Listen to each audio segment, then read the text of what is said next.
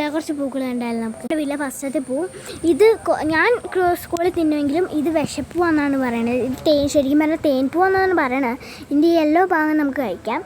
അപ്പോൾ ഇത് എൻ്റെ വീട്ടിലുണ്ട്. നെക്സ്റ്റ് പൂവിൻ്റെ അടുത്തുണ്ട്. പൂവിൻ്റെ നെക്സ്റ്റ് ഇതാണ് അടുത്ത പൂ. ഈ പേര് ഞാൻ മറന്നുപോയി ഗൈസ്. കാരണം എൻ്റെ വീട് ചെല്ലും ഞാൻ അതിൻ്റെ കാര്യം മറന്നു. അപ്പം ഞാൻ രണ്ടാമതെയും ഇത് നിറച്ചിങ്ങനെ ഇരിപ്പുണ്ട്. ഈ നെക്സ്റ്റ് പൂവിൻ്റെ അടുത്തോട്ട് കാര്യമായിരിക്കും. ഇതാണ് നമ്മുടെ റോസാപ്പൂവ്. ഇതെൻ്റെ വീട്ടിൽ കുറേ ഉണ്ട്, പക്ഷേ ഇടയ്ക്കൊന്നും ഉണ്ടാവുള്ളതാ.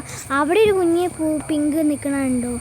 ഇതാണ് ഇവിടുത്തെ റോസാപ്പൂ എന്ന് പറയുമ്പോൾ. നെക്സ്റ്റ് പൂവിലോട്ട് നമ്മൾ ചിലവരെ കണ്ടിട്ടുണ്ടാവുള്ളൂ.